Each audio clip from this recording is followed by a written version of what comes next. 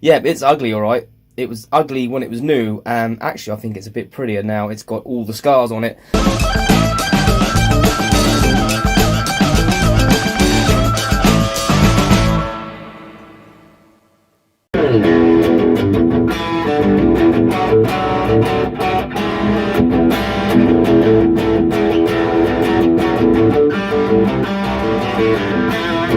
Hey everybody, welcome back to the channel. If you're new to the channel, then welcome to the channel. Today we are looking at this ugly thing.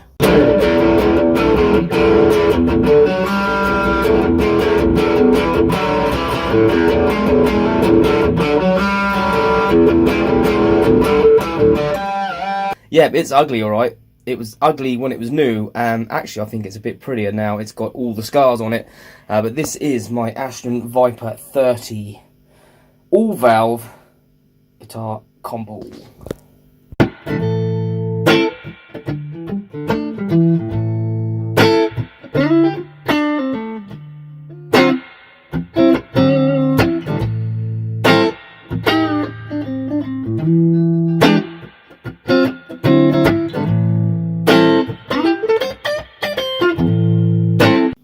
This is from the Australian company Ashton.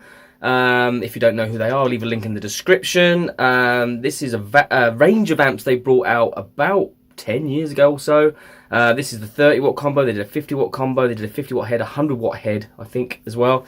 And they also then did the Blue Tongue, which was basically this amp, but a bit prettier because this is a bit of an ugly duckling that never grew into a swan, ever. But despite its looks, it is a really, really good amp. It's a 2-channel. You've got a distortion channel, you've got a clean channel. It's got 2 power valves, 2 EL34s, 4 preamp tubes. This one is very old. It doesn't have the original tubes. When they were new, they came with a full set of electro harmonics. This still has the 2.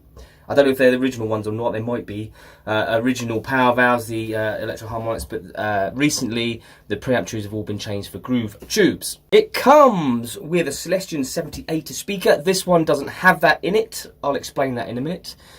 And it has an optional foot switch as well if you want to change between the channels. There, I've opened up the back of it there. At the current moment, it has a Celestion. Ooh, what is that? A G12L 4-ohm speaker instead of the 7080 8-ohm speaker. There's the valves there, the 2 electro-harmonic power valves. I put groove tubes in it recently. This one, like I say, has been all over the place. It is built like a tank, this amp. I've gigged this and gigged this and gigged it some more. Toured it. This is why it's all covered in scars. At one point, the power socket broke and my amp tech just hardwired a cable in there. I think it was just to get through a tour, but it's been like that ever since.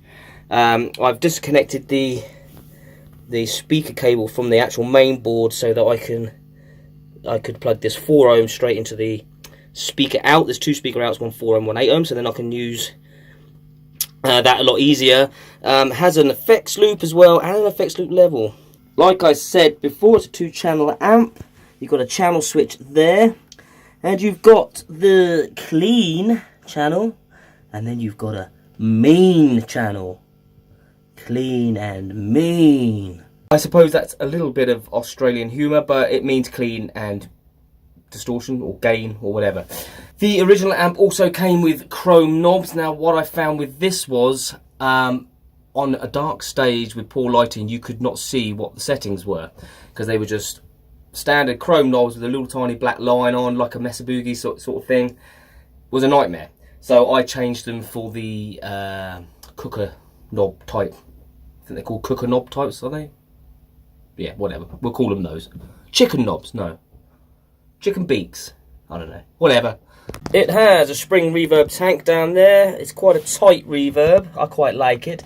It's a plywood body, 18mm, I think, or carcass. The Tolex is flimsy, which is why it's damaged, and the handle is flimsy. I've repaired this handle several times. It's relatively heavy. I don't know how heavy it is, but it's quite heavy for a small amp, but manageable. When I say manageable, I mean it goes into the boot of my sports car, so I'm happy with that. As you can tell from some of this video footage, it is a little bit hummy. It does hum away quite nicely, like purrs to itself, if you like, in all its own self-satisfaction. But I haven't had a valve amp that's been completely quiet ever, so it's not an issue. Now, despite the poor handle and the flimsy toe legs, this thing is built like a tank. It has fallen off the stages, it's fallen over, it's falling out of the back of the van before, it's had beer spilt all over it, it's had rain all over it. It is an absolute beast. At 30 watts, it's loud enough for anything really. I've used it on big stages, big festival stages, as well as small pubs and stuff like that. It does actually sound quite decent at low volumes, which is quite rare for a valve amp. And the onboard distortion, or its own distortion, is okay. Usually amp distortion I'm not too fond of, but it's not too bad. What I mean is you could quite easily just get the channel switcher, foot switch, and just use it like that. Now, the situation with the speaker and why it's got a 4 ohm Carlsbro made by Celestion in there is because the original speaker that was in that is in this. And you can see a video of this amp now. And in this I've got a Celestion Vintage 30, so I can try it with each speaker and see what the difference is. So what I'm going to do is I'm going to rig up the original speaker. You've heard it with the Carlsbro speaker already, and then I'm going to try it with the Vintage 30 and see what we like the best. Unfortunately, they don't make these amps anymore. The story behind this one is, and why I've got it in the first place, is a long time ago, about 12 years or so, I was browsing eBay for an amp, something of this size, a 30 watt valve amp or something like that I can take on tour. And I was on eBay, this one came up, and it was a starting bid of £60. And nobody was bidding on it, and it had an hour left. And I was like, oh, okay. So I put a £100 maximum bid on. I thought, well, £100, it's got to be worth it for a valve amp. You know, if nothing else, the speaker and the valves are worth that. Took the dog for a walk, came back, and I won it for £60. And I thought, they're not going to send it to me. 3 days later, it turned up, brand spanking new, 60 quid delivered. I was over the moon. I had no idea what it was going to be like, and then as soon as I plugged it in and played, I was like, wow, it's a Blues Junior, literally. Of course, my other concern was, well, it's not going to last very long. It'll probably, you know, blow up after a few gigs or whatever. Here we are 12 years later, so. Okay, this is with the 8 ohm original speaker, the Celestion 7080.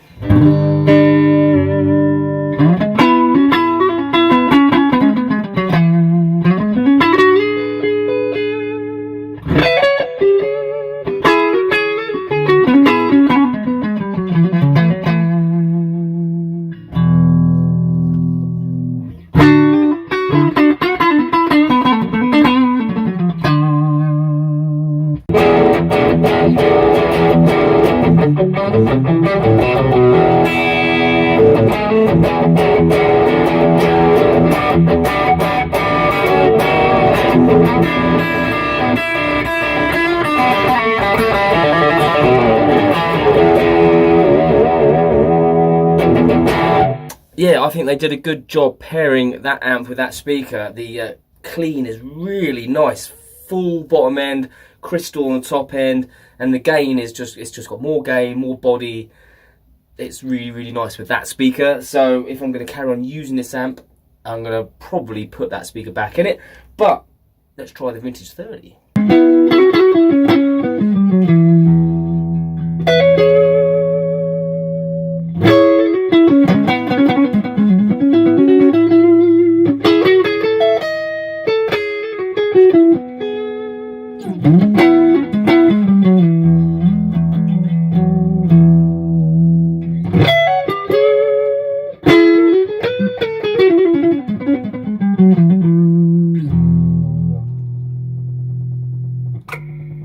That'll be game.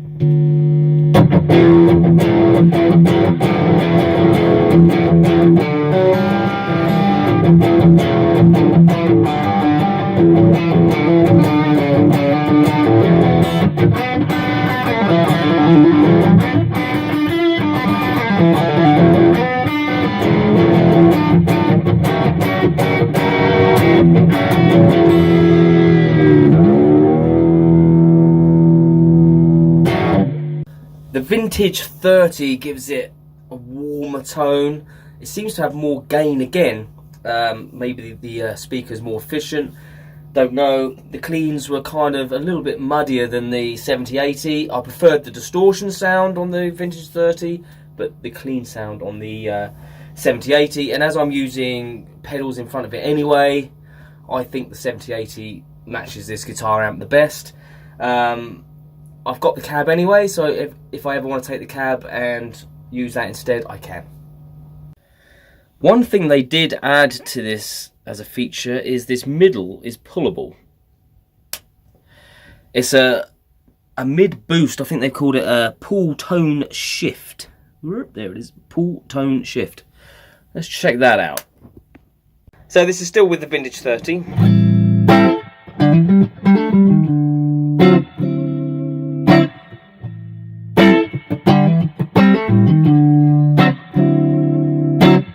Now with the tone shift, it's just at 12 o'clock.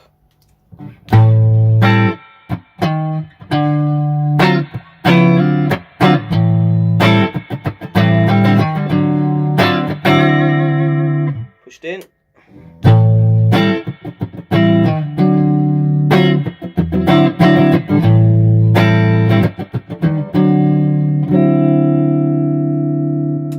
Out.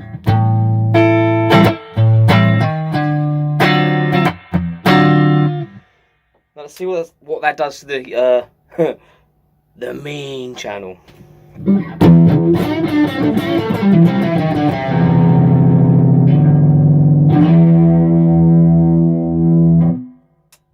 Pulled.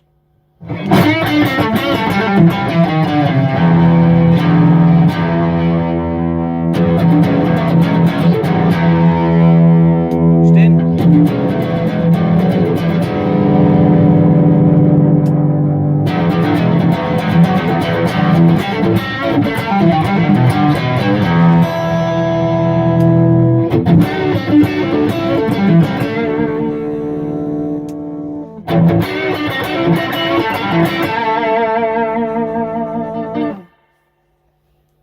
And there you go, my Ashton Viper 30. If you can find one of these, I strongly recommend getting one.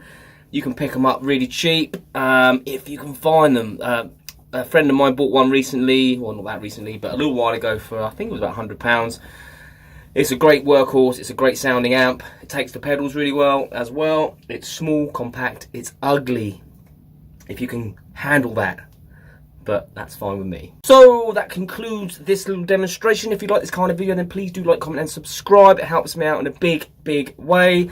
I will be putting the Celestion 7080 back into this, I feel, which then still frees up my cab to use with my other amp heads and stuff like that. And that's it really, not much more to say except peace. Till next time, cue the jingle. 1, 2, 3, 4. If you like my YouTube show, hit like and comment and get involved. If you dig my vibe, then hit subscribe and never miss an episode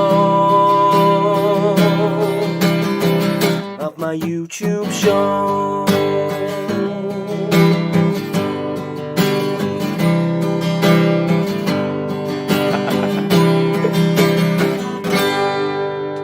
Peace. Till next time.